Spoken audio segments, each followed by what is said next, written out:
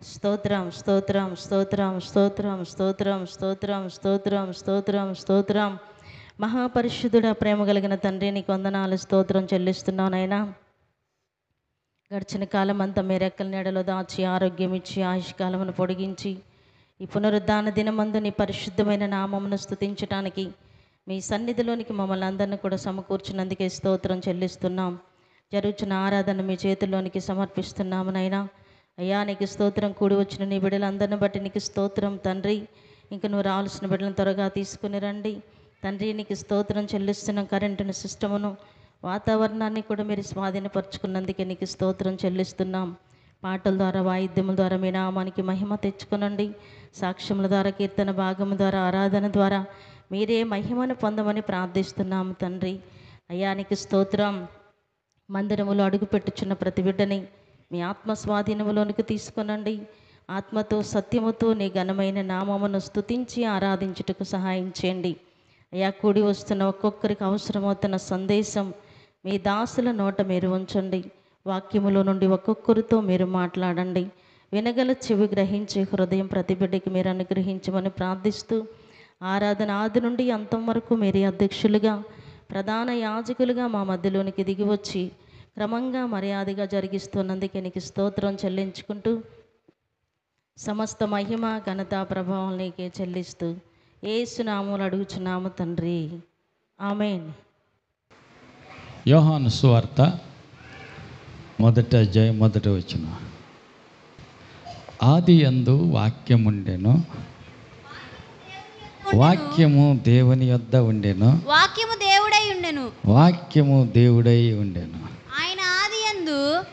చాలు. ఆది యందు వాక్యం ఉన్నదా? దేవుడు ఉన్నాడు. ఆది యందు వాక్యం ఉండెను, ఆ వాక్యం దేవుని వద్ద ఉండెను, ఆ వాక్యమే దేవుడై ఉండెను. ఆది యందు, ఆరంభంలో వాక్యం ఉన్నది. హల్లెలూయా. ఆ వాక్యం ఎక్కడుందంట? దేవుని వద్ద ఉన్నది. ఎక్కడున్నాడు దేవుడు? ఎక్కడున్నాడు? దేవుడు పరలోకంలో ఉన్నాడు. పరలోకంలో దేవుని వద్ద వాక్యం ఉన్నది. ఆ వాక్యమే దేవుడై ఉండెను,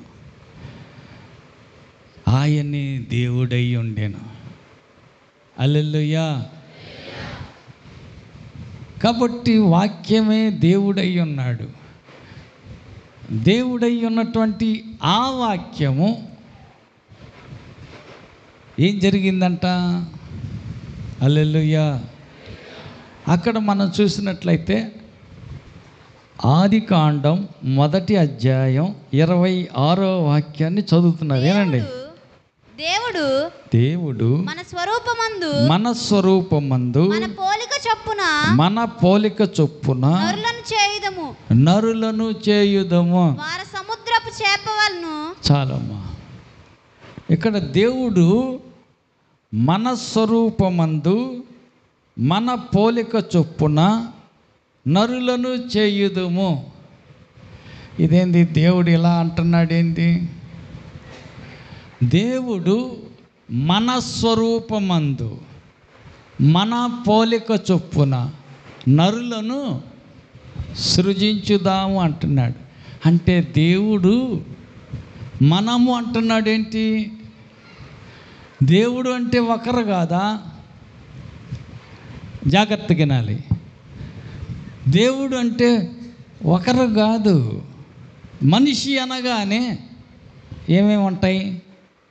1, బాహ్యంగా కనపడుతున్న శరీరం. 2, ప్రాణం.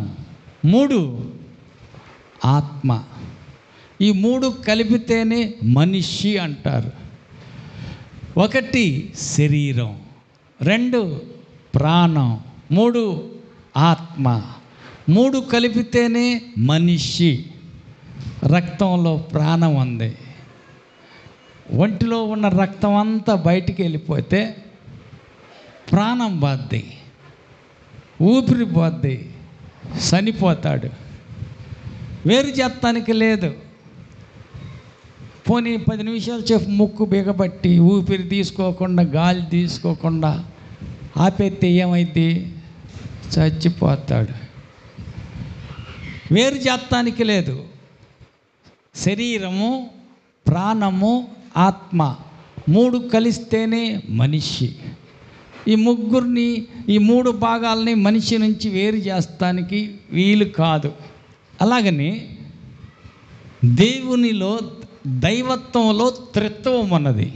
3 వ్యక్తులు ఉన్నారు. తండ్రి, కుమారుడు, పరిశుద్ధాత్మ దేవుడు. హల్లెలూయా.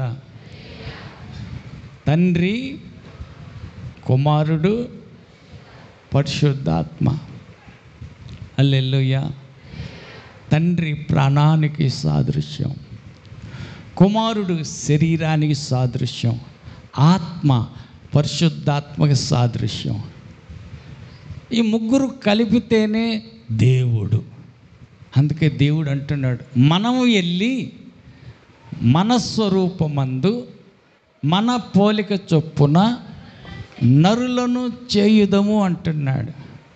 హల్లెలూయా, హల్లెలూయా, హల్లెలూయా, హల్లెలూయా. కాబట్టి దేవునిలో 3 భాగాలు ఉన్నాయి. 3 వ్యక్తులు ఉన్నారు. ఈ 3 వ్యక్తుల్లో కలిసి సృష్టి యావత్తును సృష్టించటం జరిగింది. హల్లెలూయా. కాబట్టి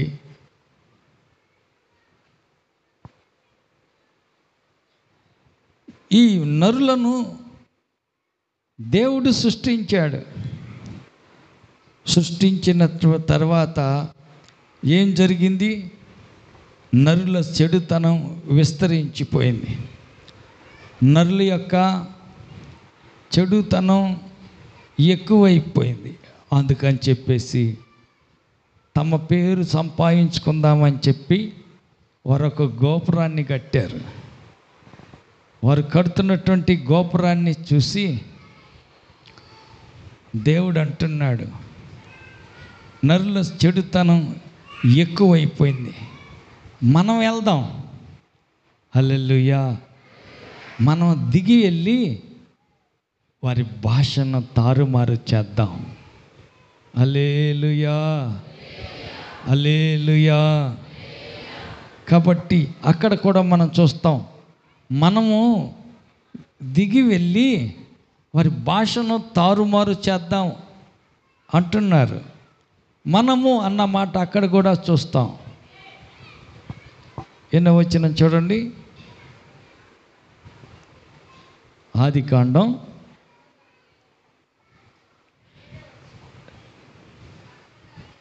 11వ అధ్యాయం 7వ వచనం. కనుక మనము దిగిపోయి వారిలో ఒకని మాట ఒకనికి తెలియకుండా అక్కడ వారి భాషను తారుమారు చేయుదము రండని అనుకొనేను. చాలు. ఇక్కడ దేవుడు అంటుకుంటున్నాడు, భూమి మీద పాపం విస్తరించిపోయింది. వారి మాట ఒకటే, వారి ఆలోచన ఒకటే. దేవుని అంటూ వరకు, ఆకాశాన్ని అంటంత వరకు గోపురం కడదాం అనుకుంటున్నారు. దేవుని చిత్తం ఏంటి? మీరు ఫలించి అభివృద్ధి చెంది భూమిని నిండించండి అని దేవుడు సృష్టించాడు. కానీ వీళ్ళ ఆలోచన ఏంటి? మనం ఎటు చెదిరిపోకూడదు, ఇక్కడే ఉందాం, గోపురం కట్టుకుందాం, ఆకాశాన్ని అంటే అంత గోపురాన్ని కడదాం, మనం పేరు సంపాదించుకుందాం రండి అని పేరు కోసం గోపురం కడుతున్నారు. వాళ్ళు మాట ఒక్కటే. హల్లెలూయా. వారి తలంపు ఒకటే. కాబట్టి వారు అనుకున్నది సాధిస్తారు, లాభం లేదు. వారి భాష తారుమారు చేయాల అని మనం వెళ్దాం అనుకుంటున్నాడు. అంటే మనం అంటే ఎవరెవరు? తండ్రి అయిన దేవుడు, కుమారుడైన దేవుడు, పరిశుద్ధాత్మ దేవుడు. కాబట్టి దైవత్వంలో త్రిత్వం ఉన్నది, ముగ్గురు వ్యక్తులు. ఈ ముగ్గురు వ్యక్తుల్లో ఒక వ్యక్తి యేసు ప్రభు, కుమారుడైనటువంటి యేసు ప్రభు. ఆయన భూమి మీద పాపం పెరిగిపోయింది, నశించి నరకానికి వెళ్తారు. నాశనం కాకుండా, నరకానికి వెళ్ళకుండా వాళ్ళని తప్పించటం కోసం పరిహారార్థ బలిగా, బలి పశువుగా నేను వెళ్తా. హల్లెలూయా. నీ కొరకు, నా కొరకు ఆయన చనిపోవటానికి సిద్ధపడి నేను వెళ్తా అని ఒప్పుకున్నాడు. సరే ఎల్లు అని తండ్రికి అభిష్టమైంది. మనందరి తరపున ఆయన ఏకైక బలిగా, బలి పశువై ఆయన బలిపీఠం మీద చనిపోవటానికి ఇష్టపడి వచ్చాడు. తండ్రి ఇష్టపూర్తిగా ఈ కుమారుడు యేసు ప్రభుని భూమి మీదకి పంపటం జరిగింది. హల్లెలూయా. అప్పుడు ఏం జరిగింది? యోహాను సువార్త 1:14 చూడండి. యోహాను సువార్త 1:14.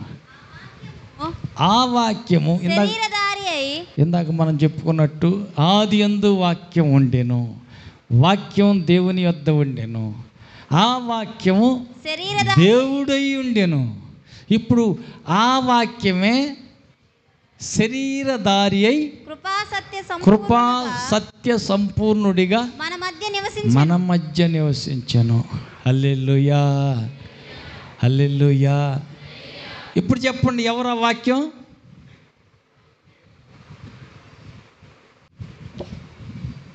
ఆదిలో ఉన్న వాక్యం. హల్లెలూయా. కుమారుడైన యేసు అనే వాక్యం, ఆయనే కృపా సత్య సంపూర్ణుడుగా మన మధ్య నివసించాడు. ఆయన భూమి మీదకి వచ్చాడు. హల్లెలూయా. ఆదిలోనే ఆయన ఉన్నాడు. శరీరాన్ని ధరించి భూమి మీదకి వచ్చాడు. శరీరం ధరించి భూమి మీదకి వచ్చిన రోజునే ఏమన్నారు? క్రిస్మస్. హల్లెలూయా. నీ కోసం, నా కోసం బలి అయిపోవటానికి దేవుడే శరీరధారిగా ఈ భూమి మీదకి వచ్చిన రోజే అదే క్రిస్మస్. హల్లెలూయా. శరీర రూపంలో ఉన్నవాడే, కానీ శరీర రూపంలో శరీరధారిగా వచ్చాడు. ఆయన దేవుడై ఉన్నాడు. హల్లెలూయా. ఆయన దేవుడై ఉన్నాడు. ఆదిలో ఉన్నవాడు, ఆయన పరలోకంలోనే ఉన్నవాడు. తండ్రితో కూడా ఉండటం విడిచిపెట్టకూడని భాగ్యం అని ఎంచుకోలేదు, వదిలేశాడు. పర్వాలేదు, అందరూ రక్షించాల, వారందరి కోసం నేను మరణించాల, సరే అని ఒప్పుకొని శరీరాన్ని ధరించి యేసయ్య ఈ లోకానికి వచ్చాడు. హల్లెలూయా, హల్లెలూయా. శరీరధారిగా యేసు ఈ భూమి మీద ఆయన జన్మించాడు. ఆయన అడుగు పెట్టాలంటే, ఆయన భూమి మీద నరవతారిగా అవతారం ఎత్తాలంటే సరి అయిన వ్యక్తి కావాలి. ఆయన పరిశుద్ధుడు, ఏ పాపం ఎరగని నిష్కలంకుడు, నిర్దోషి, పరిశుద్ధుడైన దేవుడు భూమి మీద అడుగు పెట్టాలంటే కావలసినటువంటి అర్హమైన పాత్ర కావాలి. హల్లెలూయా. యోగ్యమైన పాత్ర కావాలి. హల్లెలూయా. పరిశుద్ధుడైన దేవుడు నీ ఒంట్లో ఉండాలంటే అంత పరిశుద్ధత నీలో ఉంటేనే. శుభ్రంగా స్నానం చేసి వచ్చావు, క్రిస్మస్కి కొత్త బట్టలు కట్టుకొని వచ్చావు, స్నేహితురాలు ఇంటికి వెళ్ళావు, కూర్చొక్కాయి అంటుంది. అది ఎన్నాళ్ళు అయిందో కుర్చీ వాడకుండా మూలనేసి చేలో పని, చెట్టుకాడ పని, ఇంటికాడ పని, పని బాటల్లో పడి దాన్ని ఎవరు కూర్చోటల్లా, ఎవరు వాట్ల బెత్తడెత్తున ఏం పెరిగిపోయింది? దుమ్ము బేరుకుపోయింది, మురికి మురికిగా ఉంది. అక్క నీళ్ళు తెస్తా ఉండు అని చెప్పి కుర్చీ హడావుడిగా తీసుకొచ్చి అక్కడ వేసి కూర్చోక్క నీళ్ళు తెస్తా ఉండని హడావుడిగా ఇంట్లోకి వెళ్ళింది. చూస్తే బెత్తడెత్తన కనపడుతుంది, పేరకపోయి దుమ్ము ధూళి ఏ బల్లులు ఎరిగినాయి అన్నీ ఉన్నాయి దాని మీద. హల్లెలూయా. చండాలంగా ఉంది, అశుభ్రంగా ఉంది. కొత్త చీర కట్టుకున్నా ఏది ఎట కూర్చోవాలా? కూర్చుంటావా? పక్కన అడుగు, నువ్వైతే కూర్చుంటావా? చీర కట్టుకుని క్రిస్మస్కి కొత్త కోక కట్టుకుని నేను వస్తే దుమ్ము పట్టిన పేరుకుపోయిన మట్టితో ఉన్న కుర్చీ వేసి కూర్చోమంటది. మా ప్రియమైన ఫ్రెండులే, పర్వాలేదు ఎట్టకట్ట సర్దుకొని కూర్చుంటావా? పక్కన అడగని కూర్చుంటావా? హల్లెలూయా. ఇంత ఖరీదైన కోక కట్టుకొని అందులో ఎట్ట కూర్చునేది నేను? మురికి మురికి అయిపోద్ది. హల్లెలూయా. ఆమె ఇంట్లోకి వెళ్ళి నీళ్ళు తీసుకొస్తా ఉంది. ఏంటక్క కూర్చోవింది? కూర్చో. హల్లెలూయా. కూర్చోగలవా? కూర్చోలేవు. పరిశుద్ధుడైన దేవుడు, పరలోకలో తండ్రితో కూడా ఉండే దేవుడు, వాక్యమైనటువంటి దేవుడు, తండ్రితో ఉండుట విడిచిపెట్టకూడని భాగ్యమని ఎంచి పరలోక సింహాసనాన్ని వదిలి భూలోకానికి ఆయన వచ్చి మురికితో అపవిత్రతతో మస్తు మలినం అంతా పెరిగిపోయిన ఆ ఇంటిలో అతని ఒంటిలో ఉంటాడా దేవుడు? పక్కలకు చెప్పండి, ఉండగలడా? ఉండలేడు. హల్లెలూయా. ఆయన పరిశుద్ధుడు గనక పరిశుభ్రం కలిగిన పరిశుద్ధత కలిగిన కన్యక కావాలి. హల్లెలూయా. నా గర్భాన యేసు పుడితే బాగుండు, రాబోతున్న మెస్సయ్య నా గర్భం ద్వారా పుడితే బాగుండు, నేను ఎంత ధన్యురాలనైపోతానని ఎందరో కన్యకలు ఎదురు చూస్తున్న సమయం అది. మెస్సయ్య వస్తాడని తెలుసు. మెస్సయ్య రాకడ కోసం కన్యకలు అనేక మంది కనిపెడుతున్నారు. కానీ ఏ కన్యక కన్యత్వాన్ని పోగొట్టుకొని లోక మలినాన్ని, అపవిత్ర లోక మలినాన్ని అంతా పైన వేసుకొని మురికిగా ఉంటే ఆ కన్యక దగ్గర ఆయన రావటానికి సిద్ధపడతాడా? లేదు. కానీ అందరినీ కనిపెట్టగా ఒక్క వ్యక్తి కనిపించింది. హల్లెలూయా. ఎవరా కన్యక? కన్య మరియా. కన్యత్వాన్ని కాపాడుకుంది, ఎప్పుడు ఏ పురుషుని కలవలేదు, పరిశుద్ధంగా బ్రతుకుతుంది, తన మాటల్లో పరిశుద్ధంగా ఉంది, తన చూపులో పరిశుద్ధంగా ఉంది, తన ప్రవర్తనలో పరిశుద్ధంగా ఉంది. పరిశుద్ధుడైన దేవుడు ఆమె గర్భంలో ఆయన ప్రవేశించటానికి, ఆయన పిండంగా తన్ను తాను తగ్గించుకొని రిక్తునిగా ఒక పిండంగా ఆమె గర్భంలో రావటానికి వీలు కుదిరింది. హల్లెలూయా. హల్లెలూయా. ఆమె యోగ్యురాలుగా ఎంచబడింది. అందుకే కన్య మరియ గర్భంలో యేసు ప్రభు పిండంగా వచ్చాడు. హల్లెలూయా. నవమాసాలు నిండాయి. ఆయన శరీరధారిగా భూమి మీదకి వచ్చేసాడు. హల్లెలూయా. హల్లెలూయా. ఆయన శరీరధారిగా వచ్చాడు. కాబట్టి వాక్యమైనటువంటి దేవుడు, ఆయన వాక్యమై ఉన్నటువంటి దేవుడు శరీరధారిగా వచ్చాడు. శరీరధారిగా ఆయన వచ్చాడు భూమి మీదకి. కన్య మరియ గర్భాన పుట్టాడు. హల్లెలూయా. కాబట్టి ప్రియులరా, యేసు ప్రభు శరీరధారిగా ఈ లోకానికి అడుగు పెడతానికి గల కారణం నీవు నేనే. ఎందుకంటే మన మీద ఆయనకున్న ప్రేమ. మనం నశించి నరకానికి వెళ్ళటం ఇష్టం లేదు. మనం రక్షింపబడాలి అంటే ఆయన రక్తం సిందించబడటం అవసరం. కాబట్టి ఆయన రక్తం సిందించటానికి, తన ప్రాణం పణంగా పెడతానికి శరీరధారిగా ఈ లోకానికి ఆయన వచ్చాడు. నీకోసం ప్రాణం పెట్టిన దేవుడు. పుట్టినరోజే ఈరోజు. హల్లెలూయా, హల్లెలూయా. కాబట్టి ఈ రోజున యేసు ప్రభు యొక్క జన్మదినాన్ని ప్రపంచమంతా కొనియాడుతుంది. ఈరోజు ఎక్కడ యుద్ధాలు జరగవు. ఎన్ని చోట్ల యుద్ధాలు జరుగుతాయో ఆ జరిగే యుద్ధాన్ని ఆపేస్తారు. యేసు పుట్టినరోజు కనుక ఇవాళ ఎక్కడ యుద్ధం జరగటానికి వీల్లేదని ఆపేసేస్తారు.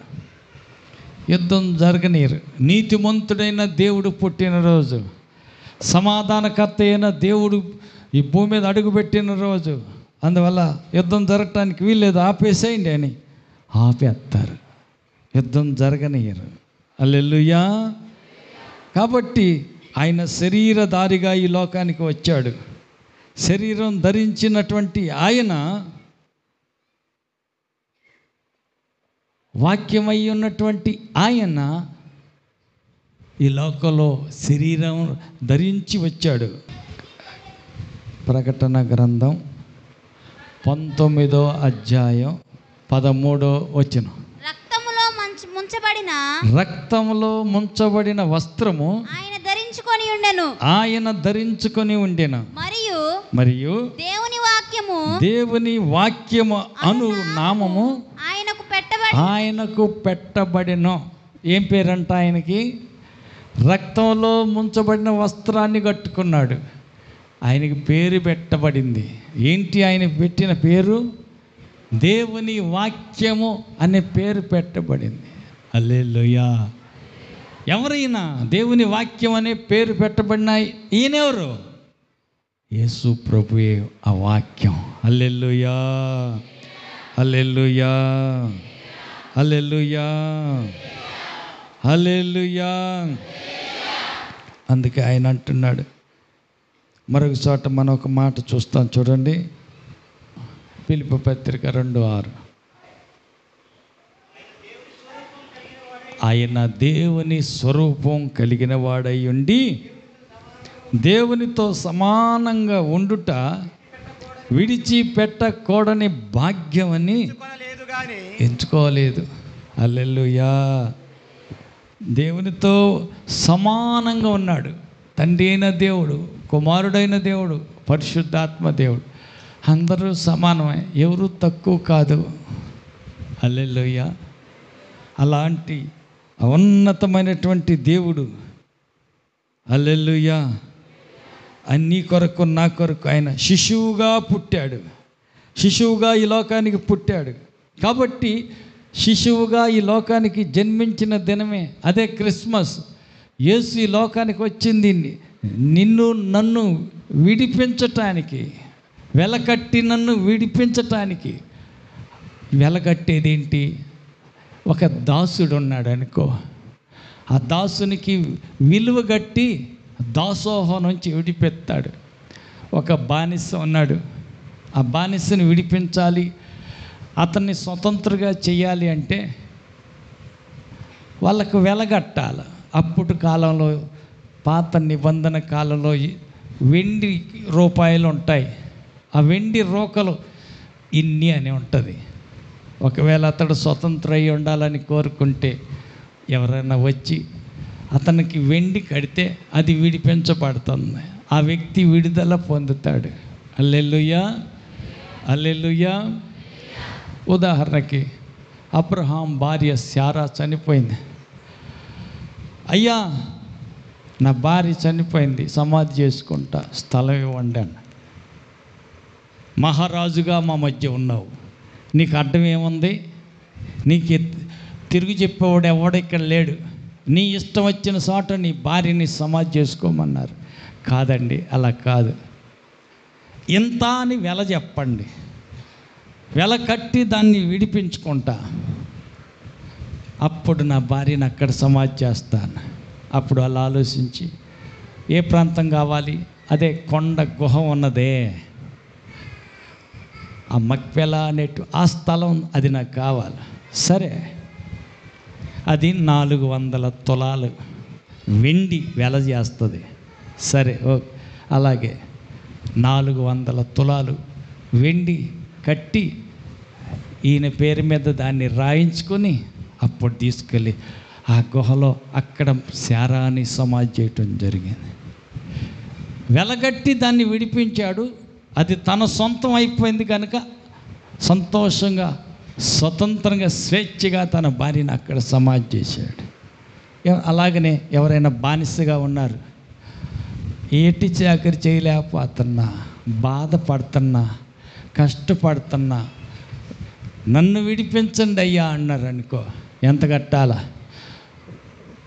1,00,000 రూపాయలు కడితే అతన్ని విడిపిస్తారు. సరే, 1,00,000 నేను కడతా, అతన్ని విడిపించు అని అంటే 1,00,000 కట్టారనుకో, ఇంకప్పుడు స్వతంత్రుడు అయిపోయి స్వేచ్ఛగా వెళ్ళిపోతాడు. హల్లెలూయా. ఒకరోజు ఉదాహరణకి ఒక లాయర్ గారు రోడ్డుని వెళ్తున్నాడు, కారు వేసుకొని పోతుంటే కాలు చేతులు కట్టేసి ఒక అతన్ని ఊరు బయట తీసుకెళ్ళి కొడుతున్నారు. ఏంట్రా బాబు కొడుతున్నారు ఏంది అని కారు ఆపి లాయర్ గారి దగ్గరికి వెళ్ళాడు. ఏంటి అట్ట కొడుతున్నారు? ఆగండి ఆగండి, ఎందుకు కొడుతున్నారు? 90,000 తీసుకున్నాడండి, డబ్బులు కట్టలేదు, అందుకని వాడిని సాగు కొడుతున్నాం మేము, వదిలిపెట్టండి. వదిలిపెడితేట్టండి, డబ్బులు ఎవరు ఇస్తారు? నేను కడతాను కానీ అతను విడిచిపెట్టాను.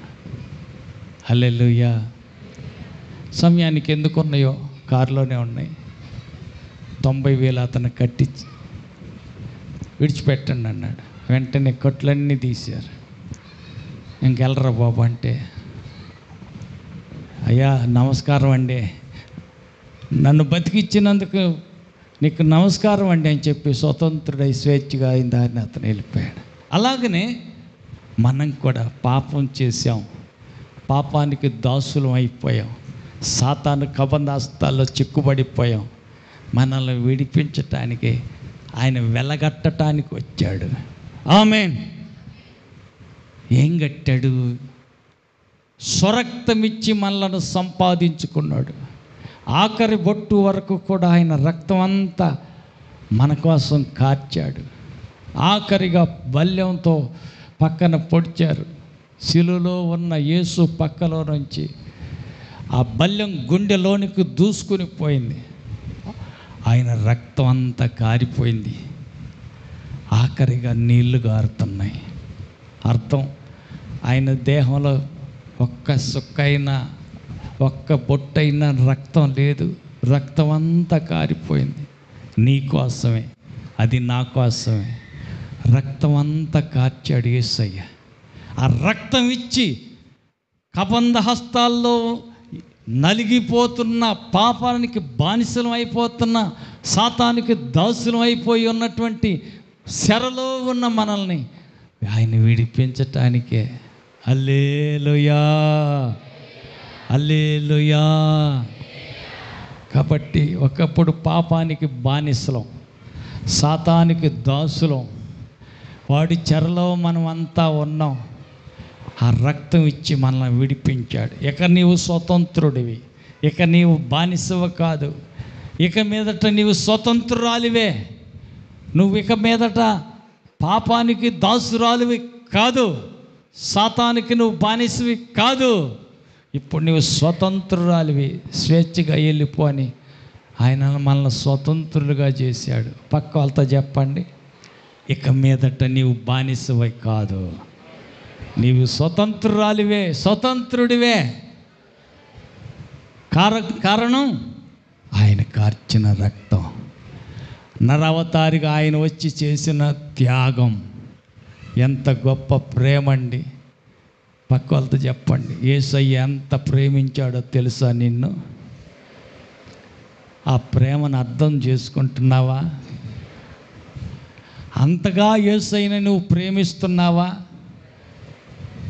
ప్రాణం పెట్టినంతగా యేసు నిన్ను ప్రేమించాడు కదా. ప్రతి ఆదివారం ఆయన మీద ప్రేమతో క్రమంగా మందిరానికన్నా వస్తున్నావా? అడగండి, పక్క వాళ్ళు అడుగు. హల్లెలూయా, హల్లెలూయా.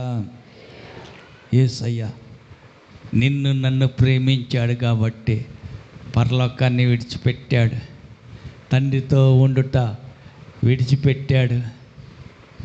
నీ కొరకు నా కొరకు తన్ను తాను రిక్తునిగా చేసుకున్నాడు. ఆయన భూలోకంలో పుట్టాడు. నరవతారిగా ఆయన పుడితే ఆయన జన్మించడానికి చోటు లేదు. హల్లెలూయా. ఆయన పుట్టడానికి కూడా చోటు లేదు. నవమాసాలు నిండాయి. జనాభా లెక్కలు రాయించుకొని బెత్లెహేం వెళ్ళారు. స్థలం లేదు. కంటుందమ్మా, నా భార్య కానుపుకి టైం అయింది, కొంచెం చోటు ఇస్తే మీ ఇంట్లో నా భార్య కానుపు చేసుకొని పొద్దున్నే లేచి తల్లిని బిడ్డను తీసుకుని వెళ్తా. ఇంటింటికి తలుపు తట్టి బతిలాడుతుంటే ఎవరు చోటు ఇలా. హల్లెలూయా, హల్లెలూయా. లోకాన్ని రక్షించడానికి వచ్చిన ఆయనకి భూమి మీద అడుగు పెడతానికి ఎవరు చోటు ఇలా, స్థలం ఇలా. హల్లెలూయా. ఆఖరికి పరిస్థితి ఏంటయ్యా అంటే, అక్కడ సత్రాలు ఉంటాయి. సత్రంలో ఏమైనా స్థలం దొరుకుద్దా అని చూస్తే అప్పటికి సత్రం అంతా ఊరూరు నుంచి వచ్చిన వాళ్ళతో నిండిపోయింది. స్థలం లేదు, ఫుల్ అయిపోయింది. అందరి మధ్యలో అక్కడ కానుపు ఎలా చేయాలా అర్థం కాని పరిస్థితి. యోసేపు గాడిద మీద ఎక్కించుకొని గల్లీ గల్లీ తిరుగుతున్నాడు. ఇంటింటికి వెళ్ళి తలుపు దాడుతున్నాడు. కొంచెం స్థలం వేయండి, ఎక్కడ స్థలం లేదు. ఆఖరికి దారిలోనే అయ్యా నొప్పులు ఎక్కువ అవుతున్నాయి, గాడిద దిగమ్మా అని మెల్లిగా పట్టుకొని గాడిద దించాడు. దారిలోనే రాత్రిపూట రోడ్డు పక్కనే బిడ్డకు జన్మనిచ్చింది. హల్లెలూయా. యేసేవే మంత్రసానయ్యాడు. అన్నిటికీ ఆయనే బిడ్డను శుభ్రం చేసి పొత్తి గుడ్డల్లో చుట్టుకొని మళ్ళీ గాడిద మీద ఎక్కించుకొని మళ్ళా సత్రానికి వచ్చారు. సత్రంలో ఎడన్నా కూర్చోబెడదామంటే స్థలమే లేదు. ఎట్ట చేయాలా? అయ్యా అలా తొట్టిలో ఖాళీగా ఉంది కదా, అది కుడితి నీళ్ళు పోసే తొట్టి, శుభ్రం చేద్దాం. శుభ్రం చేసి దానిలో చెత్త వేసారో ఏదేసారో పొత్తి గుడ్డల్లో బిడ్డను చుట్టి ఆయన్ని అక్కడ పండుకోబెట్టారు. హల్లెలూయా. పుట్టినప్పుడేమో పశువుల తొట్టి, అదే ఆయనకి గతి అయిపోయింది. పండుకోవటానికి చోటు లేదు. చనిపోయినాకనేమో పక్కవాని వేరొకని సమాధి పెడతానికి అదే ఆధారం అయిపోయింది. చనిపోయేటప్పుడేమో అరిమత్తయి యేసేబనే అతని సమాధిలో పెట్టారు. హల్లెలూయా. పుట్టినప్పుడేమో పశువుల తొట్టిలో ఆయన పండుకోబెట్టారు. అందుకే ఆయన అన్నాడు, నక్కలకు బొరియలు ఉన్నాయి, ఆకాశ పక్షులకు గూళ్ళు ఉన్నాయి, మనుష్య కుమారునికి కనీసం తల వాల్చుకోవటానికి కూడా స్థలం లేదు. పక్క వాళ్ళతో అడగండి, యేసయ్యని హృదయంలో కొద్దిగా ఏమైనా స్థలం ఎత్తన్నావా? హల్లెలూయా, హల్లెలూయా. అన్నిటికీ సమయం ఉంది, ప్రార్థనకి వెళ్తానికి సమయం లేదు, ప్రార్థన చేస్తానికి సమయం లేదు. ఎక్కడ చేలో పని, చెట్టుకాడ పని, ఇంట్లో పని, పొలం పని, చుట్టాల పని, బంధువులు దినాలు, వాళ్ళు చచ్చిపోయిన వాళ్ళ తద్దినాలు, ఇంకా ఏంటి ఉంటాయిగా వాళ్ళ ఫంక్షన్లు, ఇలా ఫంక్షన్లు, అన్నిటికీ సమయం దొరుకుతుంది. పట్టున 10 నిమిషాలు ప్రార్థనలో గడపటానికి నీకోసం ఎంత త్యాగం చేశాడే, నిన్ను ఎంత ప్రేమించాడే. ప్రేమించిన దేవునికి నువ్వు ఎంత విలువ ఇస్తున్నావు? ఏమైనా స్థలం ఇస్తున్నావా? హృదయంలో చోటు ఇస్తున్నావా? ఆయన కోసం అని పట్టున 10 నిమిషాలు సమయం ఇస్తున్నావా? సమయం లేదు. తీరిక ఏడుంది? సమయం లేదు. పనులు, బిజీ టైం, బిజీ. లేదు ప్రియులారా, నీకోసం ఆయన ఎంత చేశాడు, ఆయన కోసం నువ్వు ఎంత చేస్తున్నావు? హల్లెలూయా, హల్లెలూయా. కరెక్టేనా? నువ్వు చేస్తుంది కరెక్టేనా? పక్కన అడగండి. దేవునికి విలువ ఇస్తున్నావా? దేవునికి సమయం ఇస్తున్నావా? దేవుని సన్నిధిలో సమయాన్ని గడుపుతున్నావా? ప్రేమించే స్నేహితుడు వచ్చాడు. స్నేహితుని దగ్గర ఎంత టైం గడుపుతాం? విజయవాడలో 5వ తరగతి నుంచి ఇంటర్ దాకా చదివా. ఆ తర్వాత వచ్చి ఇక్కడ సింగరకొండ దగ్గర డిగ్రీ చదివా. హల్లెలూయా. 3 ఏళ్ళు మధ్యప్రదేశ్ ఇటార్సీలో 3 ఏళ్ళు బైబిల్ కాలేజీలో చదివా. ఈ దారిలో నేను ఎప్పుడన్నా విజయవాడ వెళ్ళాను అనుకో, ఆత్మీయులైన పిల్లలు, సిస్టర్లు, బ్రదర్లు అక్కడ నాకు తోడైన వాళ్ళు, నాతో కలిసి ప్రార్థనకు వచ్చిన వాళ్ళు తోడయ్యారు అనుకో, సందకాడ 7కో 8కో వెళ్ళి పలకరిచ్చే, బాగున్నారా బ్రదర్? బాగున్నాం అయ్యా అని మాట్లాడుకుంటా కూర్చుంటాం. హల్లెలూయా. 7 అయింది, 8 అయింది, 9 అయింది, 10 అయింది. ఆ ఫ్రెండ్ వాళ్ళ అమ్మ అంటుంది, అయ్యా ఒక ముద్ద అన్నం తింటే మీరు ఎవరు ఎప్పుడు ఒక దిగుద్దో, మేము నిద్రపోతాం నాయన. సరేలే అని చెప్పి ఆ ముద్ద అన్నం తింటాం. వాళ్ళ అమ్మ నాన్న నిద్రపోతారు. ఇక మేము కూర్చుంటే అది 2 అయిద్దో 3 అయిద్దో మాకే తెలియదు. హల్లెలూయా. కలిసి తిన్నాం, కలిసి సేవలో సాగాం. సీతారత్నం గారితో కలిసి అక్కడ కోటం ఇక్కడ కోటం అని డ్రమ్ముని ఎత్తిన పెట్టుకొని డ్రాయర్ల షెడ్యూల్తోటి సైకిళ్ళు వేసుకొని ఆ కోటం ఈ కోటం అని తిరిగాం, వెళ్ళాం. అప్పుడు బంధం కాబట్టి స్నేహితులు చానాళ్ళతో కలిశారని మా వ్యవహారం ఒకదెగదు. ఆ ప్రేమ అట్టుంటుంది. 7 ఉండేవాళ్ళం సీతారత్నం గారి చర్చిలో మేము ఉన్నప్పుడు. 7 ఉండేవాళ్ళం. 3 బ్రదర్లు, 4 సిస్టర్లు. మా బంధం ఎట్టుంటుందంటే, ఆ టయానికి అక్కడ ఉంది ఒక్క బిస్కెట్టే, దాన్ని 7 ముక్కలు చేస్తాం. తలా ఒక ముక్క తిను. హల్లెలూయా. పర్లేదులే, దూరం నుంచి వచ్చావు నువ్వు తినలే, కుదరదు, 7 ముక్కలు చేయాలి. ఒక్క బిస్కెట్టే, ఆ ఒక్క అరటికాయే, చాకు తెచ్చి దాన్ని కోసి ముక్కలు చేసి తల ఎంతైనా సరే సర్దుకుని తింటమే. హల్లెలూయా, హల్లెలూయా. ఎందుకు చెబుతున్నానంటే, ప్రేమ అట్టుంటుంది, ఆ ఆత్మ బంధం అట్టుంటుంది. హల్లెలూయా. మరి యేసయ్య నీ కోసం ప్రాణం పెట్టాడు, పరలోకాన్ని విడిచిపెట్టాడు, తండ్రిని విడిచిపెట్టాడు, రిక్తునిగా తను తాను తగ్గించుకుని భూమి మీదకి వచ్చాడు. ఎంత త్యాగం చేసిన ఆయన్ని ఎంత ప్రేమిస్తున్నావు? హల్లెలూయా, హల్లెలూయా. పక్క వాళ్ళతో చెప్పండి, నిజంగా యేసుని ప్రేమిస్తున్నావా? మళ్ళీ అడగండి, నిజంగానే యేసయ్యని ప్రేమిస్తున్నావా? మళ్ళీ అడగండి, నువ్వు మనస్ఫూర్తిగా దేవుని ప్రేమిస్తున్నావా? హల్లెలూయా. 3 సార్లు ఎందుకు అడగమన్నానంటే, పేతురుని పట్టుకొని యేసయ్య అదే అడిగాడు, నువ్వు నిజంగానే నన్ను ప్రేమిస్తున్నావా? వీరందరికంటే ఎక్కువ ప్రేమిస్తున్నావా? ఏంది ప్రభు, అది నీకే తెలుసు అయ్యా అంటే, నా గొర్రెలకాయి, నా గొర్రె పిల్లల్ని మేపు. హల్లెలూయా, హల్లెలూయా. నిజంగా ప్రేమించేది వేరు, ఉత్తుత్తిగా ప్రేమించేది వేరు. హల్లెలూయా. నువ్వు దేవుణ్ణి ఎంత ఎక్కువ ప్రేమిస్తావో అంత ఎక్కువ ఆయనతో సహవాసానికి ఇష్టపడతావు, ఆయన సన్నిధిని కోరుకుంటావు. 7 సార్లు వచ్చాడు అంజమ్మ తల్లి. ఎన్నిసార్లు వచ్చాడంట? అంజమ్మ తల్లి ఎన్నిసార్లు వచ్చాడంట? దావీదు దేవుని మందిరానికి ఎన్నిసార్లు? 7 సార్లు మందిరానికి వచ్చాడు, ప్రార్థన చేసుకున్నాడు, మళ్ళీ ఇంటికో రాజరికానికో వెళ్ళిపోయాడు. 7 సార్లు ప్రార్థన చేసుకుని వెళ్ళిపోయాడు. ఆ తర్వాత 8వ సారి ఎవరన్నా వచ్చి, అయ్యా దావీదు గారు ప్రార్థన చేసుకుందాం, మందిరానికి వెళ్దామా? అబ్బా ఎంత సంతోషం అండి, వెళ్దాం పదండి, వస్తానా అంట.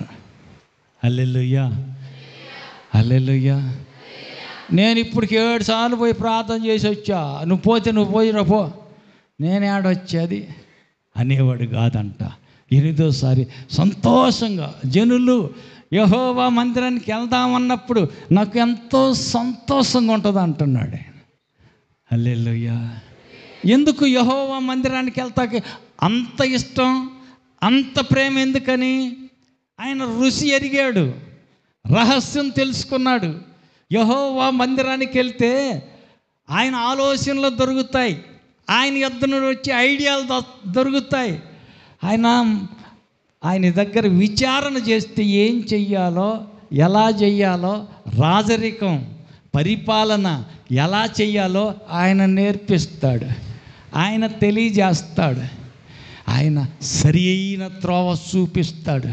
ఆయన చూపించే దారిలో నువ్వు వెళితే అది రాజరికమైన సఫలమవుతుంది.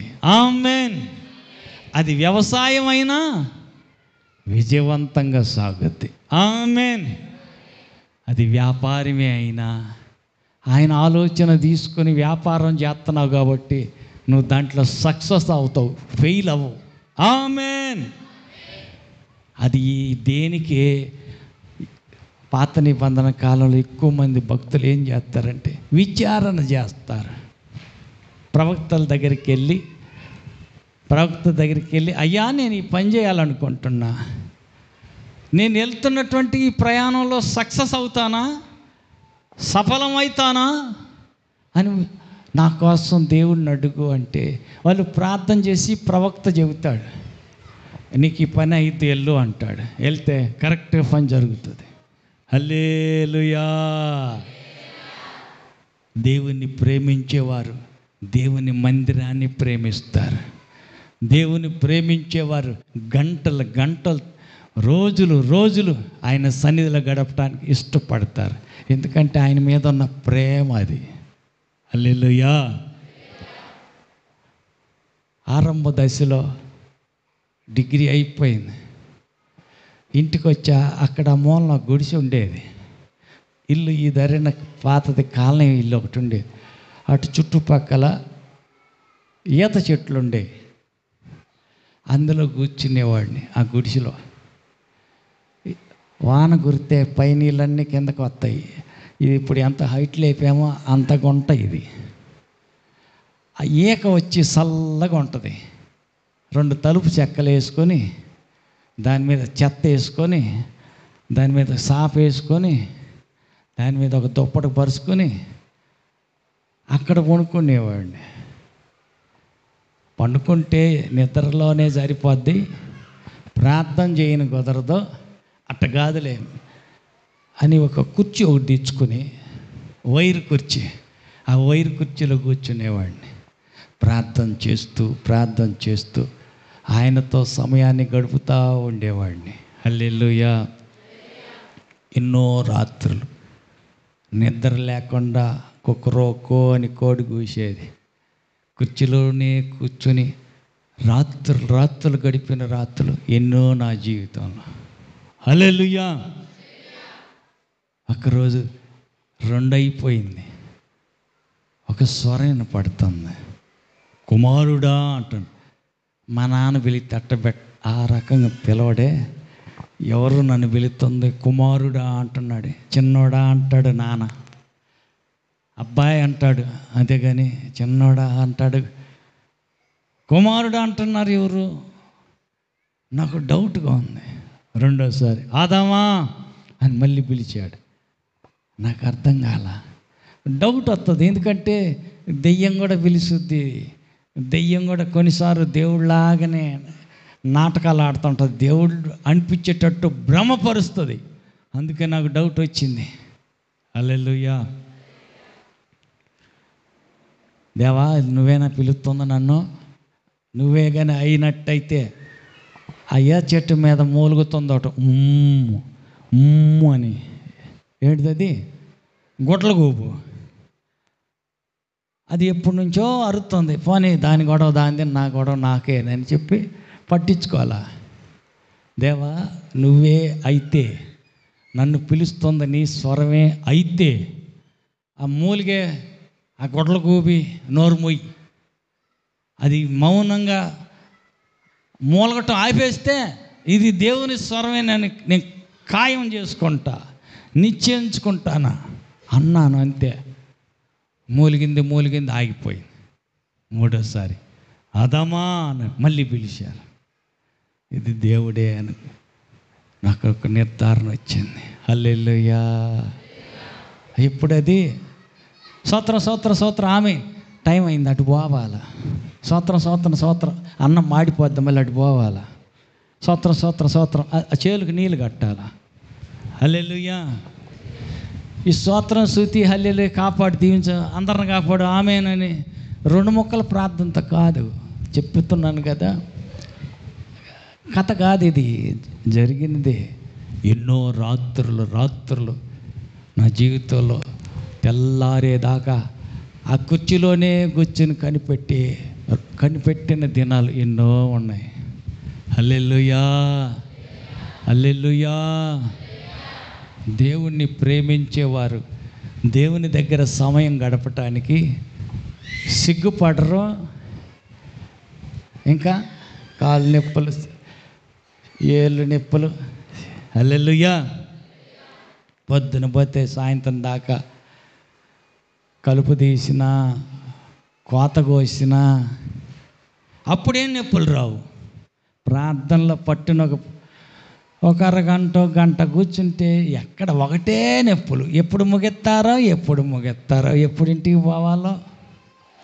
కొంతమందికి మందిరంలో గడపాలంటే చాలు. హల్లెలూయా. వాళ్ళు ఎంత భక్తిలాగా ప్రదర్శిస్తారంటే మామూలుగా భక్తిలా సూపర్ భక్తుల్లాగా ప్రదర్శిస్తారు. మందిరంలో ప్రార్థన అయిపోయింది, ఏంది పాదంపా బండిది వెళ్దాంలే, తొందరగా పాదంపా. హల్లెలూయా. దేవుని మీద ప్రేమ ఉంటే దేవుని సన్నిధికి ఎప్పుడు వెళ్దానా, ఆయన సన్నిధిలో ఎప్పుడు గడుపుదామా, ఆయన పాదాల దగ్గర ఎప్పుడు ప్రార్థనలు గడుపుదామా ఆసక్తి ఉంటుంది. హల్లెలూయా. ఏదన్నా పెళ్ళికి వెళ్ళినప్పుడు లేకపోతే ఏదన్నా ఫంక్షన్కి వెళ్ళినప్పుడు మరి అక్కడేం అడావుడి ఉండు వీళ్ళందరూ చుట్టాలు వచ్చేలా అందరూ పలకరించుకోవద్దు. పదం అంటే కాదమ్మాయి, ఇంటికాడ మేత తేవద్దు, గొడ్లకి తౌడేసి నీళ్ళు పెట్టొద్దు, ఉండయ్యా పోదాం. హల్లెలూయా. ఎంత ప్రేమ కదా. చుట్టాల మీద ఉన్న ప్రేమ దేవుని మీద ఉంటే ఎంత బాగుంటుంది. నీకోసం ప్రాణం పెట్టాడు, గుర్తుపెట్టుకో. ఆయన చూపినంత ప్రేమ ఈ లోకంలో ఎవరు చూపలా. ఆమేన్. నీకోసం నా కోసం బలి అయిన దేవుని పాదాల దగ్గర పట్టున 10 నిమిషాలు గడపటానికి, ప్రార్థనలో కూర్చుని ఆయనతో మాట్లాడటానికి ఎందుకు ఇసుక్కుంటున్నావు? ఎందుకు తొందరపడుతున్నావు? ఇంటికి వెళ్ళాలా. హల్లెలూయా. లేదు ప్రియులారా, ఆయన మందిరంలో ఆయన సన్నిధిలో గడిపితే ఎన్నాళ్ళ నుంచి మొండికేసిన రోగమే అయినా, ఎన్ని సంవత్సరాల నుంచి వదలని దెయ్యమే అయినా, ఎన్ని రోజుల నుంచి ఇసుకిస్తున్న సమస్యలే అయినా, మల్లబడ్డ సమస్య అయినా పరిష్కారం అయింది. హల్లెలూయా. డాక్టర్ చేతులెత్తిన రోగమే కావచ్చు, అంతరాల తాయితలన్నీ గట్టి ఇసుకు చెందిన వదలన్నీ మొండి దెయ్యమే కావచ్చు, అది గడ్డుగా మిగిలిపోయినటువంటి శాతబడి కట్లే కావచ్చు, సునాయాసంగా తేలిక పని అయిపోద్ది. ఆయన సన్నిధిలో కనిపెట్టు. ఆమేన్. నిన్ను ప్రేమించే దేవుణ్ణి ప్రేమించు. ఆయన నిన్ను ప్రేమిస్తున్నాడు. ఆయన నీకోసం బలి అయిపోయాడు, నీకోసం గాయాలు పొందాడు, నీకోసం ఆయన రక్తం కార్చాడు, నీకోసం ఆయన దెబ్బలు తిన్నాడు. నిన్ను ఆరోగ్యవంతునిగా చేయటానికే ఆయన గాయాలు ఉన్నాయి. వ్యాధి వచ్చిందా? ఆయన గాయాలలో ఆయన కార్చిన రక్తం ఉంది. ఆశ్రయించు, నీకు దుర్గము, నీవు దాగుచోటు ఆయన గాయాలే. హల్లెలూయా, హల్లెలూయా. కాబట్టి దయ్యం తరుగుతుందా? శాతబడి కట్లు నిన్ను వేధిస్తున్నాయా? పరిగెత్తుకెళ్ళిపోయి బండ సందులో దాక్కో, గాయాల లోపల దాక్కో. నిన్ను తరుముకొచ్చే దయ్యాలేం చేయలేవు. ఏ మంత్రశక్తి నీ మీద జయం పొందలేవు. ఒక పావురం పరిగెత్తుకొస్తుంది. పరిగెత్తి పరిగెత్తి పగిలిన బండ సందులోకి వెళ్ళి జొరబడింది. అలిసిన పావురం పగిలిన పండ సందులోకి జొరబడింది. తరుముకొస్తున్నటువంటి గెద్ద చుట్టూ తిరిగి చూసింది, అది కనపట్టలా. పగిలిపోయిన బండ బీటులో, బండ సందులో అది లోపలికి పోయింది, కనపట్టలా. ఇది పోవటానికి ఏం కుదరదాయ, అది ఉన్నదేమో బండ సందు కొద్దిదాయ. ఈ ఒక్కర బెజ్జంలో పోయి అది లోపల దాక్కుంది. చుట్టూ తిరిగింది, ఏది ఇది కనపడలేదులే, లాభలేదులని వెళ్ళిపోయింది. అలాగనే నిన్ను తరుముకొస్తున్న దురాత్మ శక్తులు, నిన్ను వెంటాడుతున్న శాతబడి శక్తులు నిన్ను విడిచి పారిపోగల దాగుచోటు నా యేసయ్య గాయాలే. ఆమేన్. నీకోసం గాయాలు ఉన్నాయి. ఆ గాయాల్లో ఆశ్రయించు, ఆ గాయాల్లో దాగి ఉండు. అది ఎంత మొండికేసిన దయ్యమే అయినా, ఎన్నాళ్ళు తరుముకొస్తున్న శాతబడి కట్లే అయినా అవి నిన్ను విడిచి పారిపోతాయి. ఆమేన్. కాబట్టి ప్రియులరా, వ్యాధి వచ్చినా భయపడక్కర్లా, దయ్యం పట్టినా భయపడక్కర్లా, ఏ శాతబడి నిన్ను తరుముకొస్తున్నా భయపడక్కర్లా. నీకు దాగుచోటు ఒకటి ఉంది, నీకు దుర్గం ఒకటి ఉంది, నీకు ఆశ్రయ స్థానం ఒకటి ఉంది. యేసయ్య గాయాలే. ఆ గాయాలు పొందాడు. భయపడకు బిడ్డ, నా గాయాల్లో దాక్కో, ఆడు నిన్నేం చేయలేడు. ఆమేన్. అందరూ లేచి నిలబడదాం, చేతులు ఎత్తుదాం, కళ్ళు మూద్దాం, ప్రార్థన చేద్దాం. నీకోసం ఆయన చేసిన త్యాగం, ఆయన చేసిన బలి అర్పణ, నీ మీద ఉన్న ప్రేమను బట్టి మాత్రమే. ఎంతగా ప్రేమించిన దేవుడు, నీకోసం ఇంతగా బలి అయిపోయిన దేవుడు చేతులు చాపి, బిడ్డ నిన్నింతగా ప్రేమిస్తేనే మరి నువ్వెంత ప్రేమిస్తున్నావు? నా వద్దకు రమ్మని చేతులు చాపి పలుమార్లు పిలుస్తున్నాను. యెరూషలేమా, యెరూషలేమా, పలుమార్లు కోడి తన రెక్కల నీడకు తన బిడ్డలను పిలిచినట్టు నేను కూడా పిలుస్తున్నా. నువ్వు రానల్లకపోతున్నావు. విస్తారమైన పనులు పెట్టుకొని మార్త వల్లే తొందరపడుతున్నావే కానీ నా రెక్కల నీడకు నువ్వు రాకపోతున్నావు. బాధతో దేవుడు నిన్ను పిలుస్తున్నాడు. నా రెక్కల నీడకు నువ్వు రా, సురక్షితంగా ఉంటావు. నేను పొందిన గాయాలు నీ కొరకే కదా, నేను కార్చిన రక్తం నీ కొరకే కదా. అది వ్యర్థమైపోకూడదు.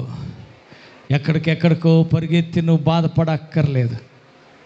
చాచిన రెక్కల నీడలోనికి రమ్మని ఆయన నిన్ను పిలుస్తున్నాడు. నువ్వు చేరవలసినది ఆయన గాయాల కిందకి, నువ్వు రావలసింది ఆయన రెక్కల నీడకి. అలా కాకుండా నువ్వు ఎక్కడికో తిరుగుతున్నావు. తప్పైపోయింది ప్రభా, క్షమించు. నీ రెక్కల క్రిందనే నేను ఉంటాను. నీవు పొందిన దెబ్బలు, గాయాల్లో ఉన్న స్వస్థత నేను పొందుకుంటాను. నన్ను ఆరోగ్యవంతునిగా చేయటానికే కదా దెబ్బలు తిన్నావు, గాయాలు పొందావు. సిద్ధపరిచిన స్వస్థత రొట్టె నాకు దయచేయ్యా. రోగిగా నేను ఉండకూడదయ్యా. శ్రమల చేత నేను తరవబడకూడదయ్యా.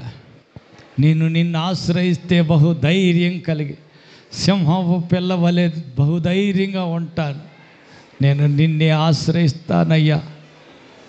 నీ వద్దకు రావటానికి బదులు నేను ఎక్కడెక్కడో తిరిగాను, క్షమించయ్యా. ప్రార్థన చేద్దాం. చేతులెత్తి కళ్ళు మూసి ప్రార్థన చేద్దాం. ఆయన ప్రేమను నువ్వు అర్థం చేసుకోలేక ఆయన వద్దకు రావలసిన దానికి బదులు ఆయనకు దూరంగా, ఎడంగా, వేరుగా ఎక్కడెక్కడో తిరుగుతున్నావా? కోడి తన పిల్లలను ప్రేమతో పిలుస్తుంది రెక్కల కిందకి రమ్మని, కానీ రాకపోతున్నాయి. లోబడని కోడి పిల్ల వలె దేవునికి దూరంగా ఉంటున్నావా? లేదు బిడ్డ, క్షేమం కాదు. ఏ క్షణమైనా గద్ద పొంచి ఉన్నది, ఏ నిమిషమైనా నీకు అపాయం ఉన్నది. ప్రమాదం రాకూడదని అపాయపు కేక వేసి ఆయన నిన్ను పిలుస్తున్నాడు. పరలోకాన్ని విడిచిపెట్టా, సింహాసనాన్ని విడిచిపెట్టా, తండ్రిని విడిచిపెట్టా, రిక్తునిగా, దరిద్రుడిగా ఈ లోకంలో జన్మించా. నీకోసమే ప్రాణం పెట్టి చనిపోయా, నీకోసమే. కనీసం సమాధి చేస్తానికి నాకు సొంత సమాధి కూడా లేకపోయింది. నీకోసమే ఈ దరిద్రత. నేను దరిద్రుడినయ్యాను, కారణం నిన్ను ధనవంతుని చేయిస్తానికే కదా. దెబ్బలు తిన్నాను, గాయాలు పొందాను, నీకు ఆరోగ్యవంతురాలుగా ఉంచటానికే కదా. నేను దీన దరిద్రునిగా మారిపోయా, నిన్ను ధనవంతుని చేయటానికే కదా. నా ప్రేమ నీవు అర్థం చేసుకోలేకపోతున్నావు. తండ్రినైతే నాకు రావలసిన ఘనత ఎక్కడా? నీ దేవుడినైతే నాకు రావలసిన గౌరవం ఎక్కడా? ఆయన అడుగుతున్నాడు, చేతులెత్తి క్షమించయ్యా, నిన్నే ఆశ్రయిస్తాను, నీ గాయాల్లో దాక్కుంటాను, సురక్షితంగా నీ రెక్కల కింద నేను ఉంటా, సహాయం చెయ్యయ్యా. అడుగుదాం, ప్రార్థన చేద్దాం. సర్వాధికారి, కృప కలిగిన తండ్రి, వందనాలు. కూడి వచ్చిన పిల్లలందరిని బట్టి స్తోత్రాలు. నీవు బయలుపరిచిన వాక్కు కొరకై స్తోత్రాలు. మా కొరకు నువ్వు చేసిన త్యాగం, బలియాగం కొరకై వందనాలు.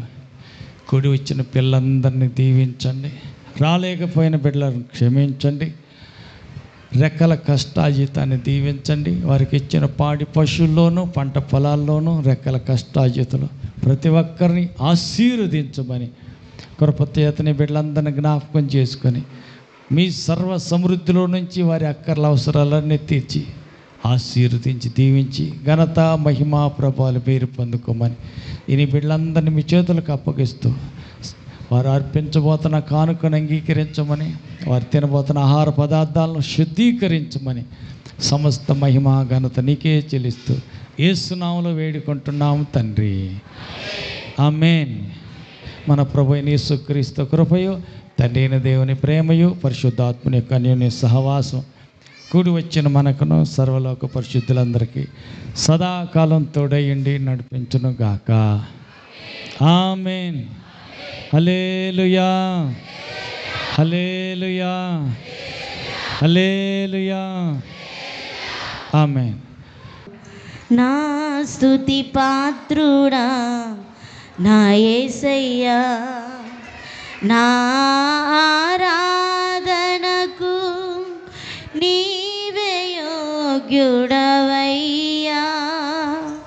నా ఆరాధనకు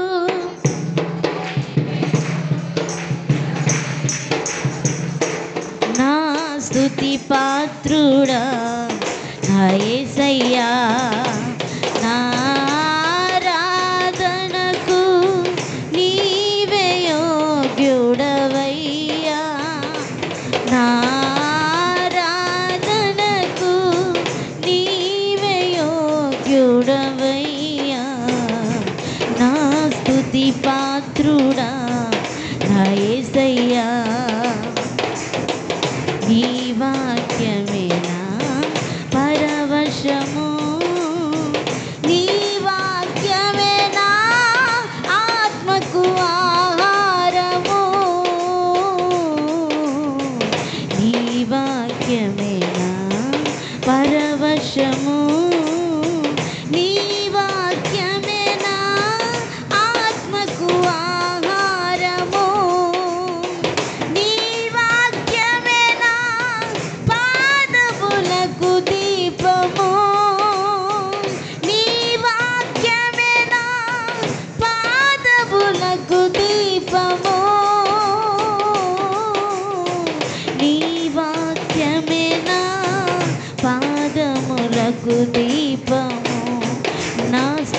పాత్రుడా నా యేసయ్యా, నా ఆరాధనకు నీవే యోగ్యుడవయ్యా,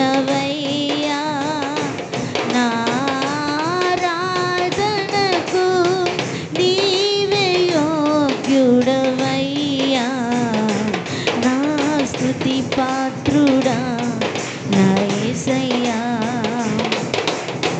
నీ కృపయే నా ఆశ్రయము, నీ కృపయే నా ఆత్మకు అభిషేకము, నీ కృపయే నా ఆశ్రయము, నీ కృపయే నా ఆత్మకు అభిషేకము, నీ కృపయే నా జీవన ఆధారము, నీ కృపయే నా జీవన ఆధారము, నీ కృపయే నా జీవన ఆధారము, నా స్తుతి పాత్రుడా నా యేసయ్యా, నా ఆరాధనకు నీవే యోగ్యుడవయ్యా, నా ఆరాధనకు నీవే యోగ్యుడవయ్యా, నా స్తుతి పాత్రుడా నా యేసయ్యా. నీ సౌందర్యము యెరూషలేము, నీ పరిపూర్ణత సీయోను శిఖరము, నీ సౌందర్యము యెరూషలేము, నీ పరిపూర్ణత సీయోను శిఖరము, నీ పరిపూర్ణత నా జీవిత గమ్యము, నీ పరిపూర్ణత నా జీవిత గమ్యము,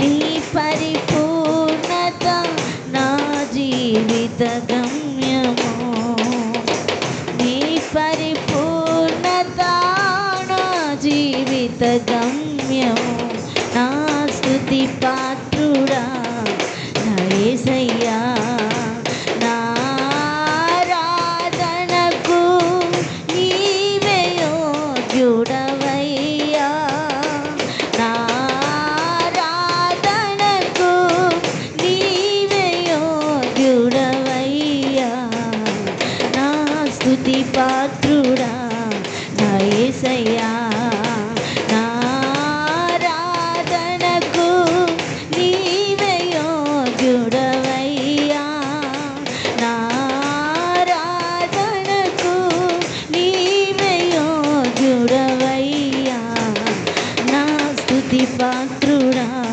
నా యేసయ్యా, నా స్తుతి పాత్రుడా నా యేసయ్యా.